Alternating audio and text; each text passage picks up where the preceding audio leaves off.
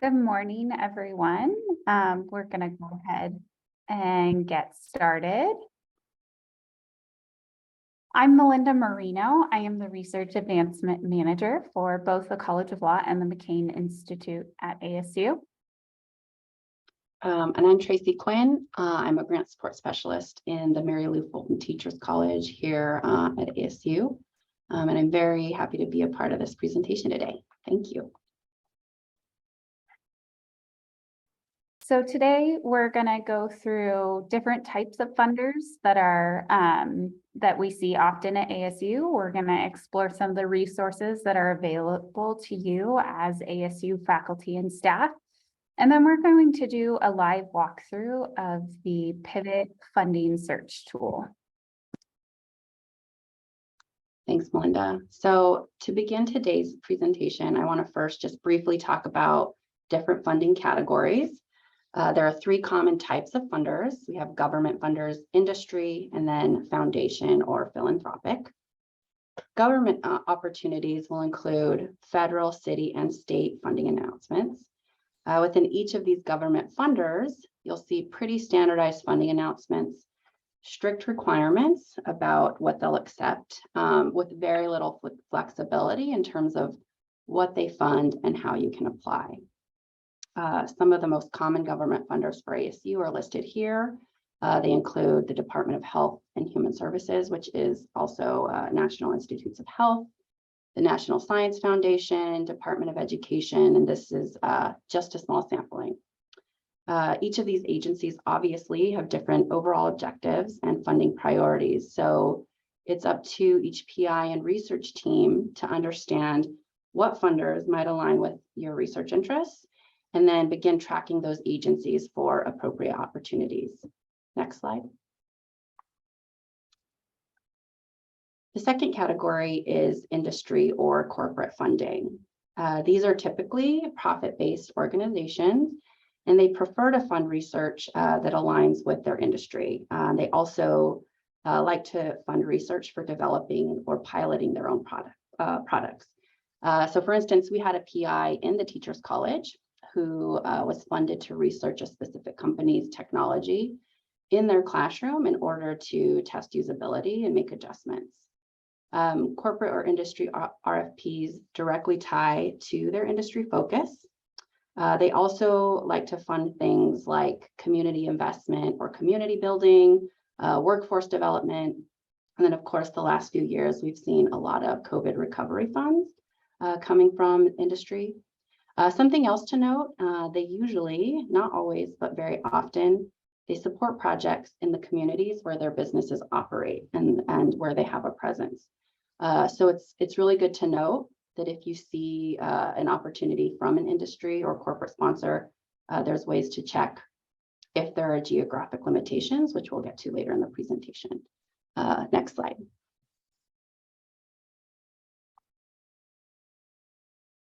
And then we have the philanthropic space. Just to kind of put this out there right away, the ASU Foundation is the primary contact for philanthropic and foundation sponsors. However, those proposals are still submitted and awards are managed through ORSPA. If you have questions about a philanthropic donor, speak with your research development and advancement staff so that we can work with the foundation. You will see a lot of variety in the philanthropic space in terms of the type of funding, the amounts, and the application processes vary across the board. These funders may release funding announcements, or they may accept unsolicited proposals where they want you to sort of pitch an idea to them. Many times they will request a letter of interest for which they will review, and then if they're interested in your idea, they will then invite you to submit a full proposal. Sometimes philanthropic opportunities are invite only. And in this case, you wouldn't be invited, applicable to apply unless you were the lucky invitee. Something else to note with philanthropic funders is that they may also shift their funding priorities depending on their changing interests and what's going on in the world, because they're very invested in having a social impact.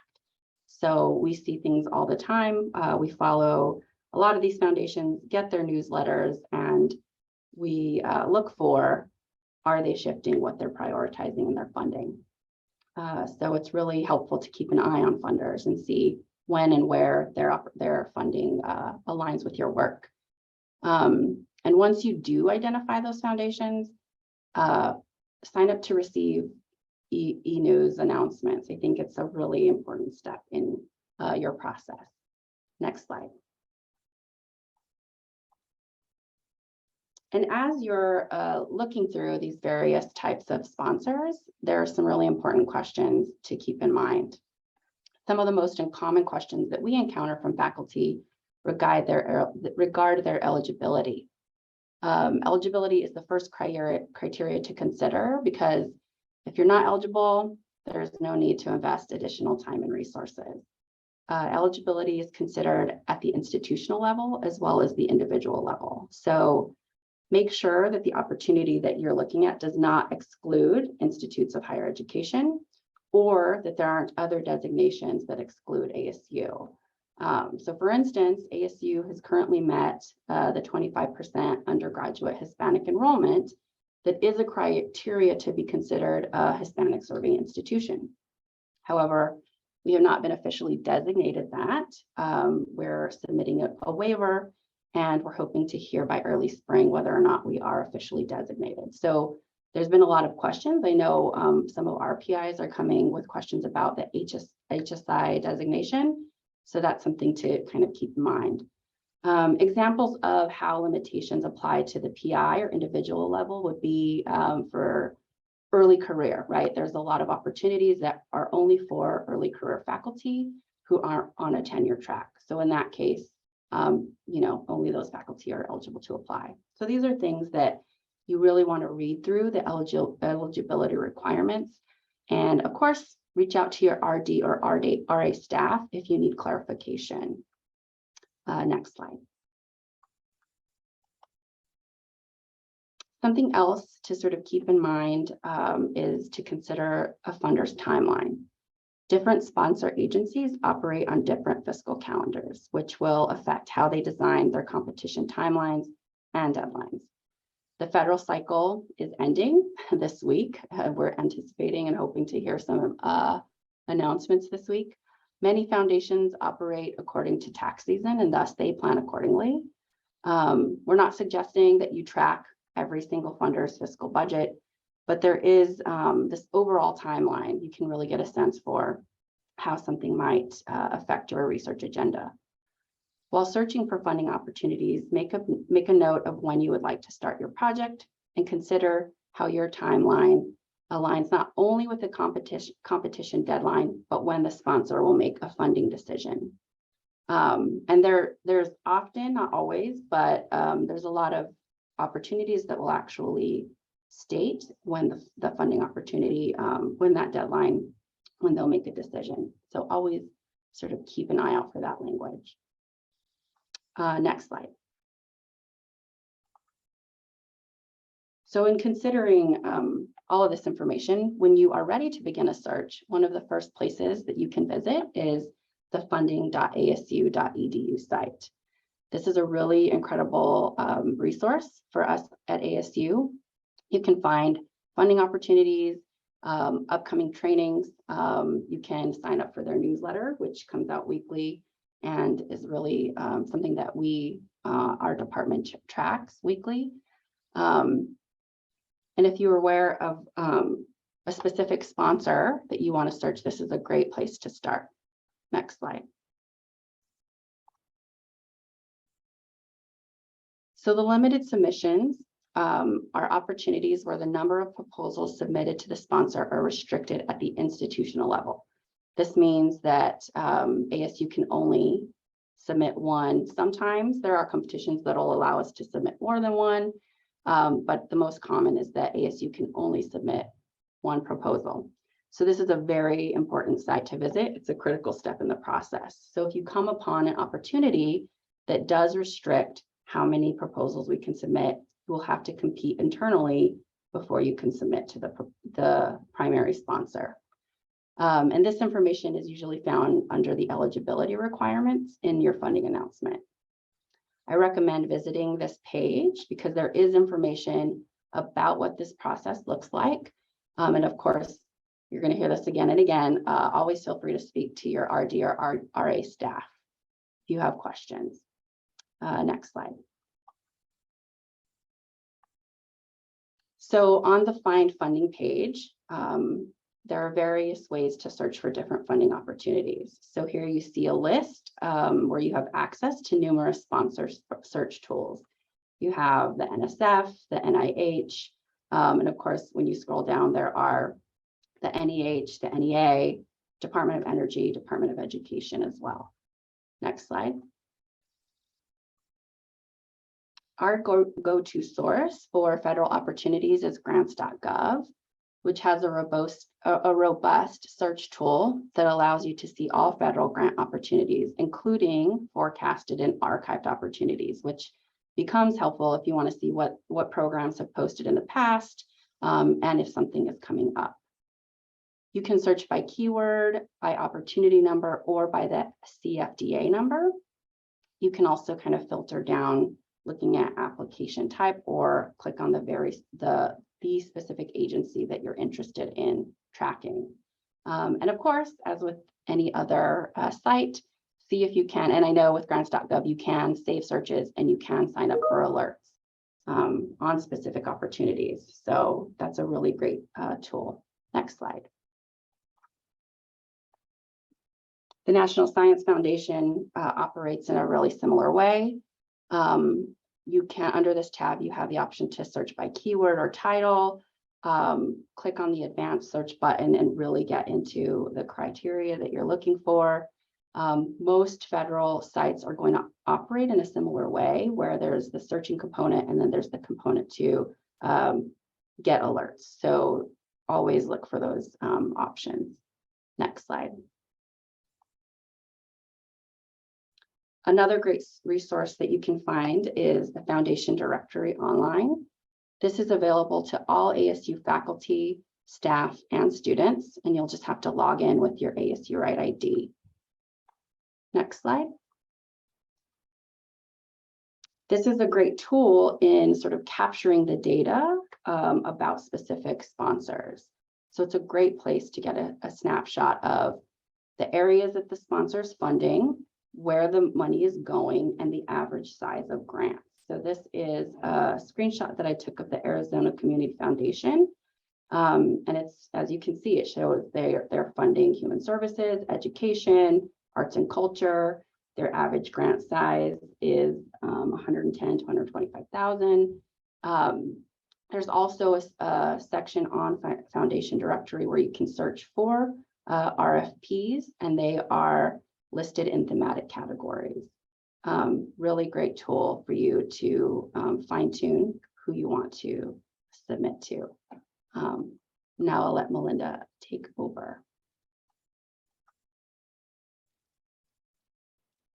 Before we move on to the next section of the presentation, are there any questions for Tracy?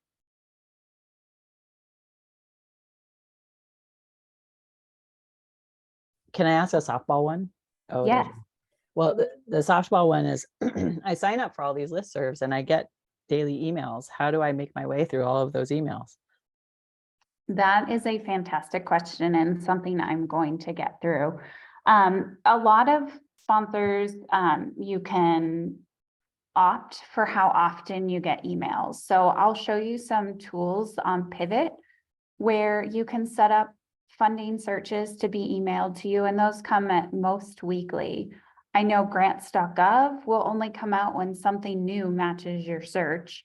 So I have several saved searches and I get emails, maybe 1 or 2 a day. But there are ways to manage it also in Outlook. So let's say you prioritize your time and you set aside an hour for looking for funding opportunities on a Friday. You could always set up a rule in your Outlook to filter all those emails to a folder and then turn your attention to them when you have time. Thank you. There's a question in the chat though too.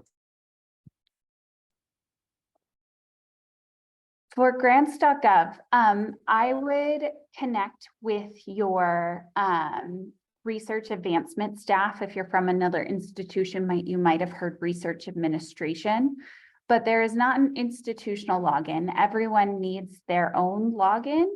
But there are certain different affiliations. I believe for saved searches, you don't need to affiliate in any way. You just need a login, which you can do on your own. All right, I am going to jump into the live demonstration of the Pivot Funding Search tool. So first, I want to show you a few different ways that you can find the Pivot Funding Search tool. One way is My ASU. So this is what my ASU looks like. But if you see down here, there is a research tools section. There's also a handy link to funding.asu.edu, which is another place to find Pivot. But you can quickly link to Pivot right from your my.asu.edu. And on funding.asu.edu, you just click the find funding, and it's right here at the top. And then the first step is access Pivot. When you access Pivot, this is going to be the first page you see. And thanks to the amazing folks at RD and KE Research Technology Office, we have the ability to use single sign-on. If you've used Pivot before with just a username and password, the first time you use single sign-on, it will give you a way to link your accounts. If you've had a Pivot account at another university and you have saved searches there, there is a way to link. I will admit I haven't done that in a few years, but the Pivot help desk is probably where you want to start. So thankfully, working at ASU, we pop up at the top of the list. So you just click ASU. I've already done my Duo, so it logs me in. If you haven't done your Duo in a web browser that's open, it'll prompt you to use that single sign-on like many of our services. So I'm going to take you on a little tour of Pivot, and we're going to work our way backwards a little bit. So the first two things I want to show you are awarded grants and conferences. Awarded grants are a great way to start if you don't know what organizations are funding. I will say there are other databases out there at ASU, and I believe a whole presentation on landscape analysis.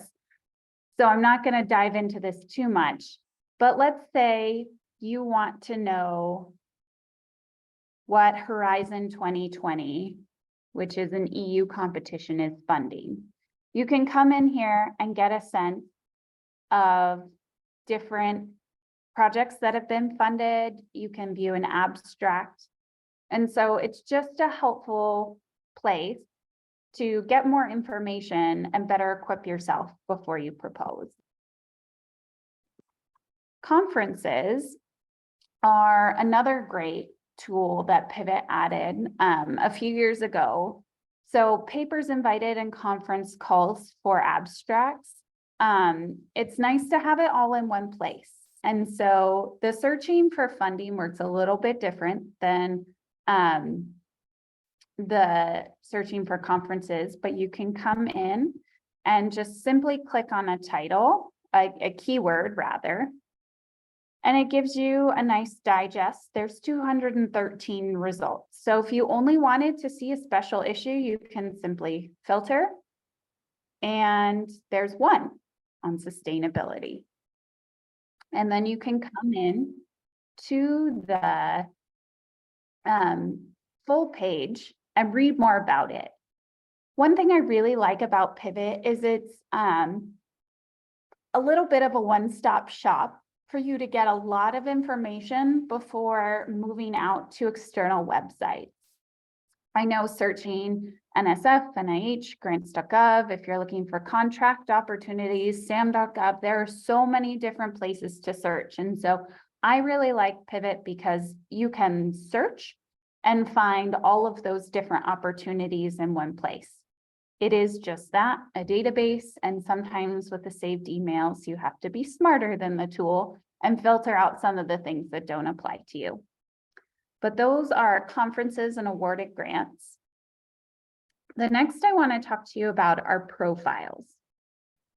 Profiles, I encourage you, if you haven't taken the time to set up your profile, block off an hour, maybe 45 minutes on your calendar to really set up your profile well.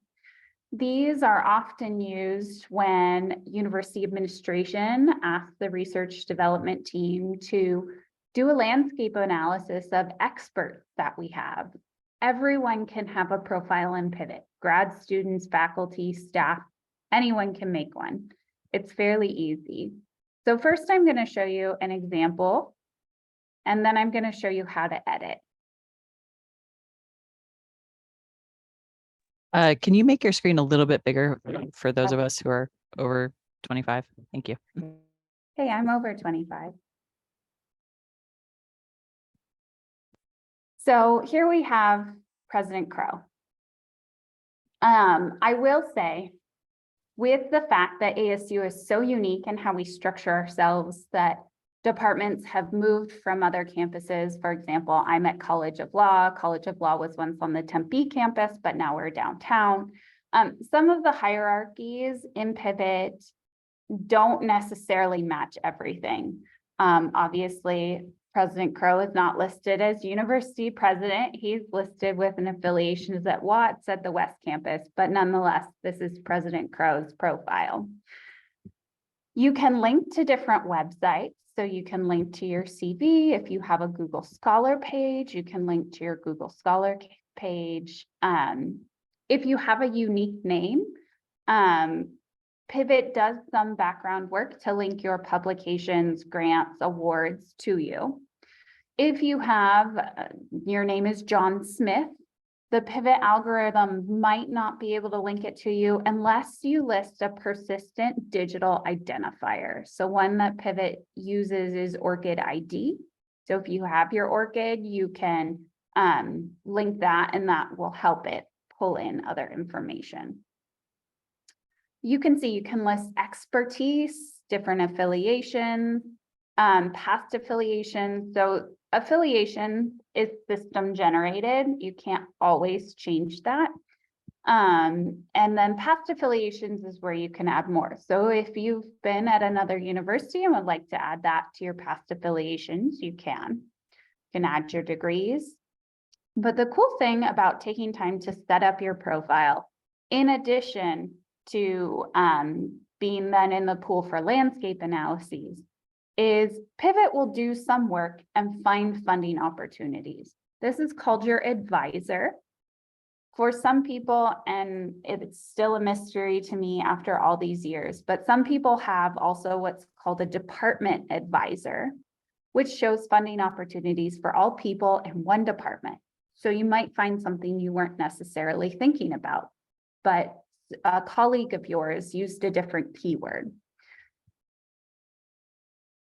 So I'm going to show you my profile and how we edit profiles. You can also add a proxy. So it might be good to talk to your research advancement staff. I'm a research administrator, a research advancement manager, and so I think it's really important to connect with them. Sometimes research advancement staff or RAs can help edit your profile if you have a CV for them. And so talk to them and see if that's something that they do. Just talking about some of Pivot's lags, I have a different job title now, and you can see my name is different in 2 places. And so that just has to do with some of the lags in the system. And I wish I had insight into it, but this is an external tool we have a subscription to.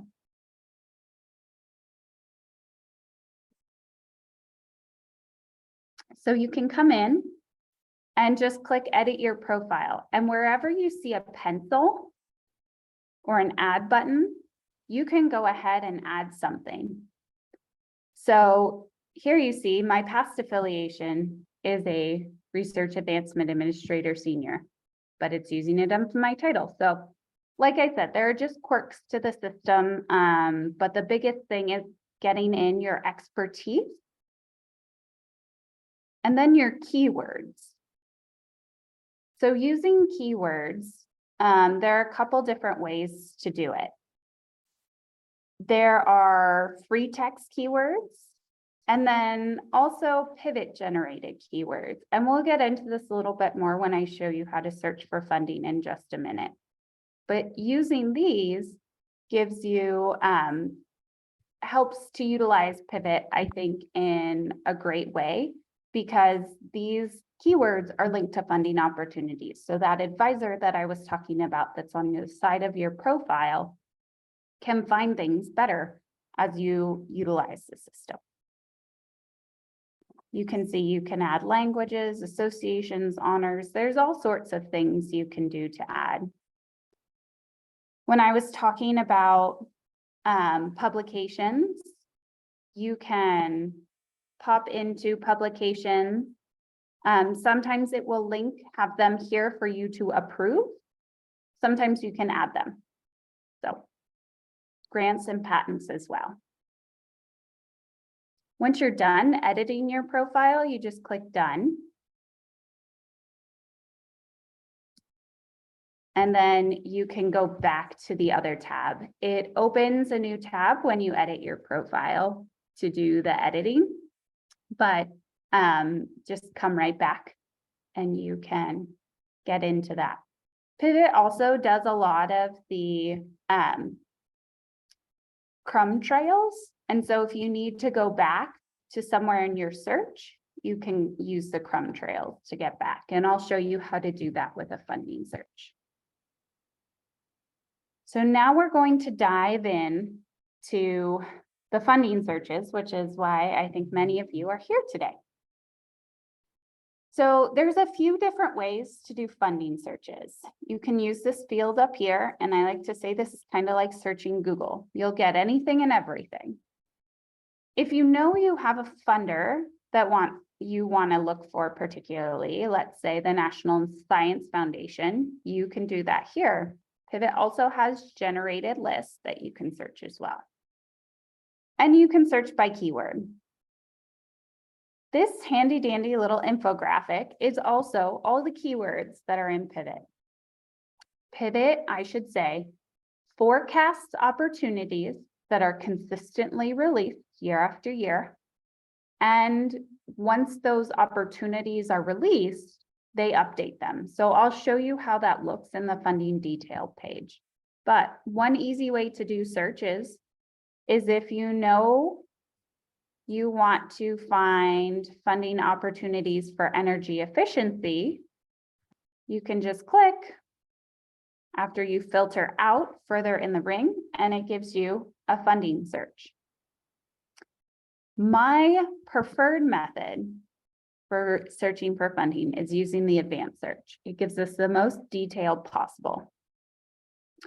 So up here, I mentioned that there are pivot generated keywords and also free text keywords.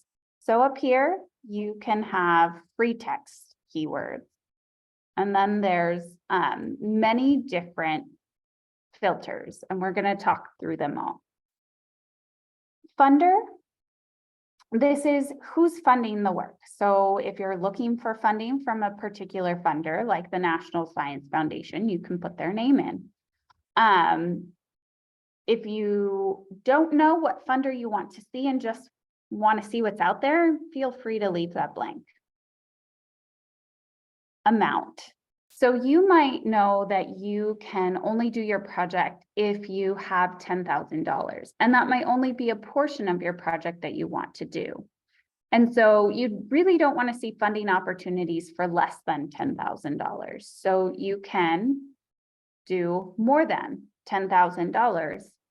You can also do currency. So Pivot does have opportunities from international entities. ASU doesn't qualify for many of those, but for some of them we do. All of our funding has to come in US dollars, but just know that there are other currencies within Pivot. Deadlines. ASU is fairly flexible when it comes to deadlines. I will say, please talk to your RA staff to find out any departmental policies you may have. I know I try to hold all of my faculty and staff who are proposing to the 3-day ORSPA deadline for all of their final documents. But another caveat to deadlines are other institutions are not as flexible as ASU. I have heard stories of other institutions where their central office, which for our equivalent at ASU is called ORSPA, the Office of Research and Sponsored Project Administration. So the equivalent organization at their university needs 10 business days with the absolute final proposal before they will submit it. If they don't get it within 10 business days, then that organization won't submit. ASU is very different, but this could be important if you have partners who have stricter organizational deadlines. Limited submissions. So this Tracy touched on when there is some sort of limit organizationally on the number of proposals we can apply. One example is the NEH summer stipend. Those can have a certain number of applications per campus, but they are limited. This is something I want to say, be on the lookout for, but ultimately your RA and ORSPA can help you identify things like this. Applicant institution or location. So obviously we are a US-based institute of higher education. We are in Arizona. So even if you do corn research, the foundation that funds corn research in Indiana is probably not going to fund us because we're not in Indiana. But this is one that I generally don't like limiting to because I like to see what else is out there. Maybe there's creative ways to figure out how to apply. Again, work with your RA or your research development staff to see if there are any creative options. Activity locations. So sometimes funding opportunities distinguish between where the applicant is and where activities are going to happen. For example, I work on projects that involve public art. We're based in Arizona, but the public art might be in Chicago. So activity location is an important thing to think about. We also do a lot of international work. Citizenship. Tracy had mentioned early career opportunities, and a lot of times Department of Defense, who is one of the federal organizations that has Young Investigator Awards is what they're called, has some citizenship requirements. So if this is a field that applies to you, it's one way to filter out applications you might not qualify for or might not be eligible for. Funding type. So there are many different funding types. There are specific calls for funding for conferences. So if you're looking to host a conference or an event, that might be a useful tool. I know there are many grad students looking for dissertation funding, and so you can mark that you're looking for dissertation funding. There's equipment grant, there's fellowships, curriculum development, research grants. There are also contracts. So I do want to call out just a couple differences. ASU can still accept contracts, but contracts are much more restrictive. Contracts won't show up in grants.gov. Grants.gov is for assistance awards, which are grants and cooperative agreements. If you are looking for contracts, those are in SAM.gov. I would say the biggest contractor we probably work with is USAID on the international side of work here at ASU. Keywords. You may be thinking to yourself, wait a second, I saw keyword up at the top, you told me about the free text keywords. Well, this is where you can also use those pivot generated keywords. And so it's not letting me make this bigger, so I apologize. It's very small, but wherever you see these little arrows, you can click down and it will give you more. And you can keep clicking arrows until there are no more. And if you do click one of these further in keywords, it will select all of the ones above it.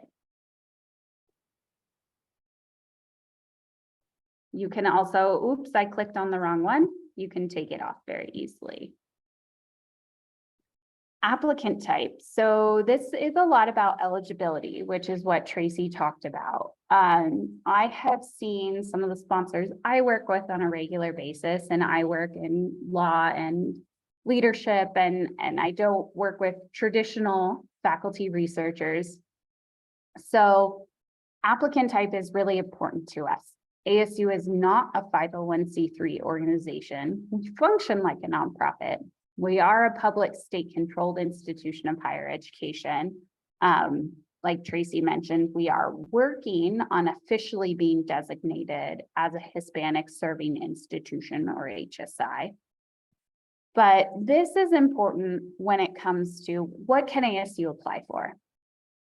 And eligibility can be tricky. You can choose not to limit it because maybe you find that perfect opportunity. ASU works with some of our partners like ASU Foundation, as Tracy mentioned, so that we're eligible for grants that can only be awarded to a 501c3. So work with your RA or your RD staff to really help you figure out eligibility. Funder type, this is just who's funding it, what kind of organization are they? So if you just want to see federal, or you just want to see non-US governments, there's a way to filter. Country of funder, pretty self-explanatory. And recently added, these are just new funding opportunities. So I would encourage you to set up saved searches, and we're going to go through that, but that will help you. And the recently added might not be as applicable because you'll get emails. This gray section is a duplication of what was above, except instead of including all those things in your search, this is for excluding. So let's say you really don't want to see any opportunities for dissertation funding. You can come to funding type and click dissertation thesis funding. And then those opportunities that are categorized as dissertation and thesis funding won't show up. So I'm going to do a very broad search. If you want to do 2 words together, I suggest using quotes. For example, our entrepreneurship and innovation team often looks for small business opportunities. Well, if you search small business without quotes, it searches small and business, and you get like 5,000 opportunities that you then have to wade through. So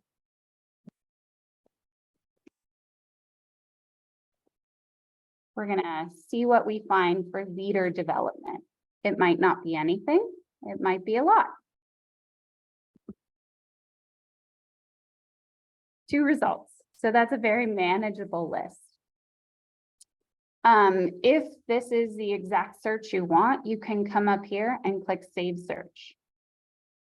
And so you give it a name, and you can see right here, would you like to receive a weekly email containing new or updated ops from this query? You can uncheck it. You won't get any emails, but I'll show you how you can still find those.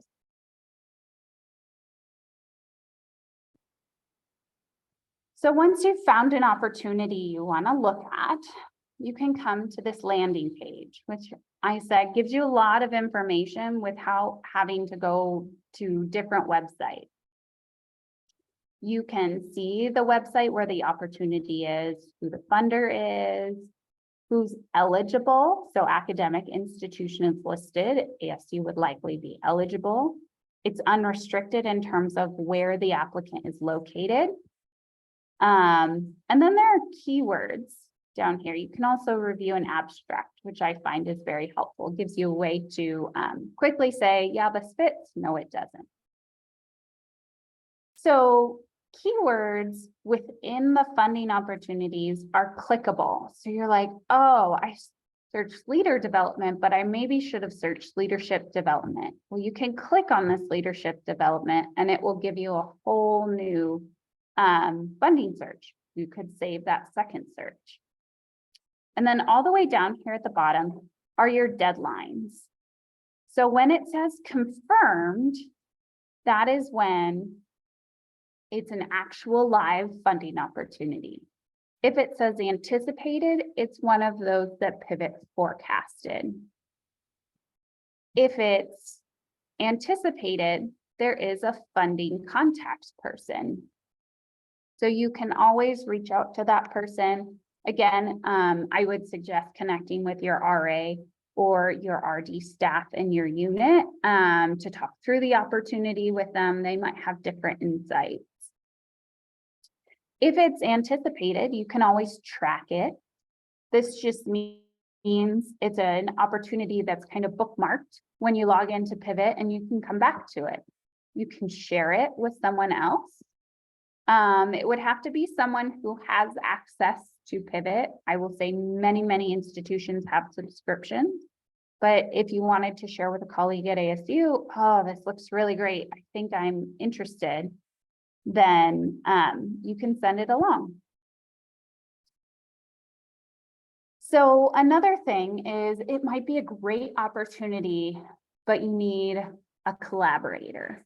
So you can search collaborators both from inside ASU and from outside. Again, these are organizations that subscribe to Pivot, and you can click on it and it will generate a list of people. You can filter on the side. So if you only wanted to see an engineering person because you wanted to have an engineering component and you wanted them to be at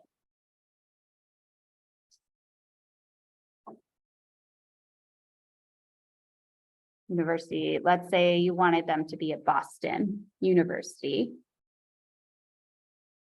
Here you have a list of 63 that their profiles match, I should say. So maybe they have their profile set up, maybe they don't. But this is Pivot's algorithm is matching them. And as I mentioned, that crumb trail. So you're like, oh, how did I get here? I want to get back to that funding opportunity really quickly. You just click on funding off detail and you're right back at the funding opportunity. That's a quick little overview. I want to show you a few other things of where to find some of the pieces I've talked about. So from your homepage, you have tracked opportunities, saved searches, and advisor. This is why I'm saying take time to really set up your profile and be thoughtful about it, because then Pivot works for you. It's just a tool, it's just a database, and you sometimes have to work hard to make it work for you. But once you do, the feedback I've gotten has been very positive. So this is where you can find those opportunities that Pivot has identified as matching your profile. Save searches. So this is where those saved searches are that you've created. And you can see right here, the ones that have little envelopes next to them have email alerts. So like I said, Pivot sends searches once a week. If you want to turn that off, you simply click on the options and do email alert off. Let's say you've changed your research priorities. You can also delete a search. You can rename it. You can edit a search. So I can come in here and change the saved search criteria that I've already made. I want to refine it more. Maybe I've been getting this search for a month and it's not quite giving me what I want. So come in, change the search, explore some more.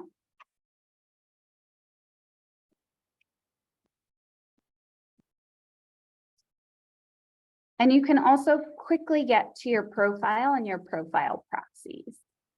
I have a few other things because I sometimes help out as a pivot administrator. One last thing before I jump back to our presentation is you can search for funding through this bar. Again, it's like Google, and you're going to get a lot of information. So I always recommend doing the advanced search.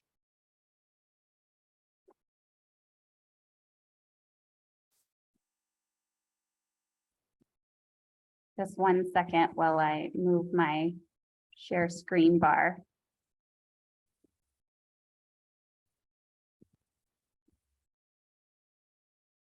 So some take-home points for everyone.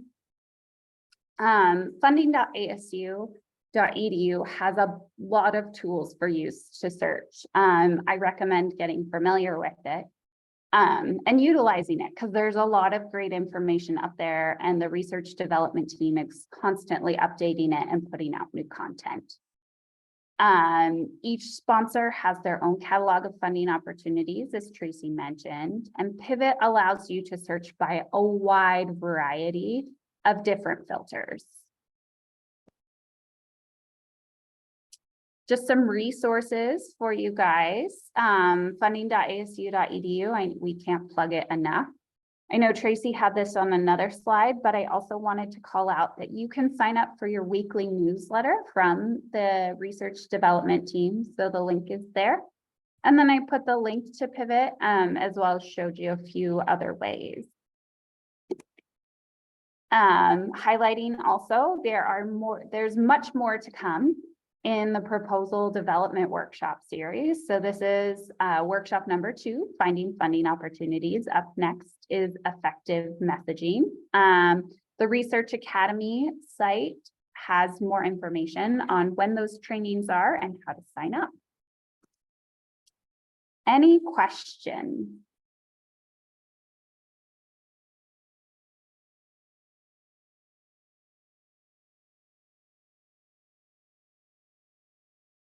It's a lot of information, but I promise it's well worth it. And you just have to go through this 20-minute presentation on Pivot to really learn the ins and outs, and then set it up for yourself or others.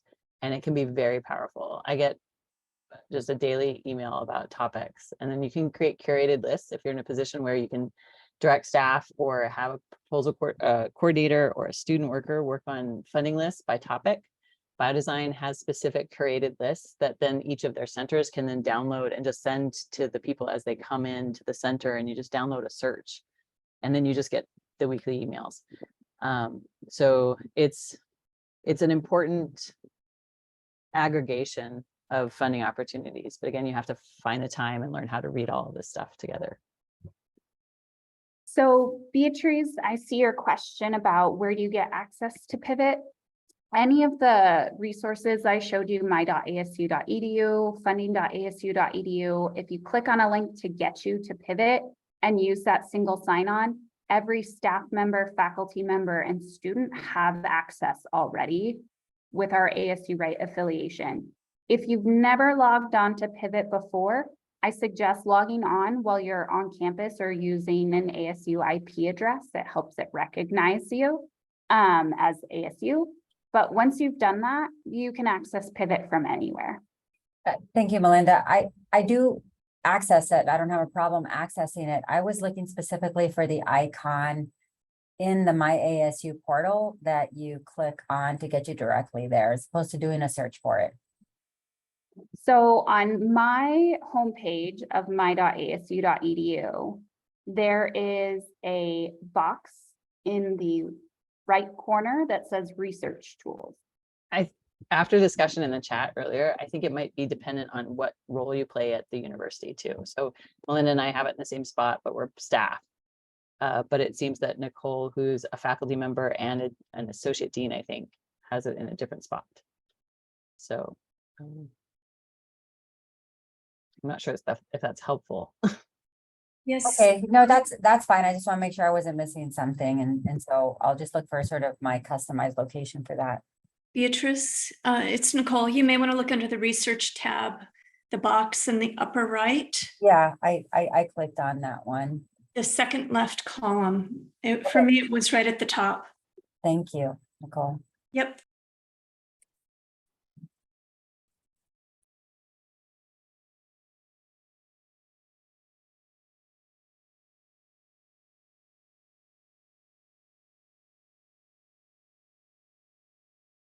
I can give you 7 minutes back. Well, thank you for our guest presenters today. I really sincerely appreciate we leverage talent across the university for these events. So huge shout out to Tracy and Melinda who took this on today. Again, the next couple of PDWs will be available and sent out via our newsletter. Highly recommend you get that and then share it. Anybody is welcome. Okay, if you have any questions, I'm sure any of us can answer them if you want to send us an email, but have a great day.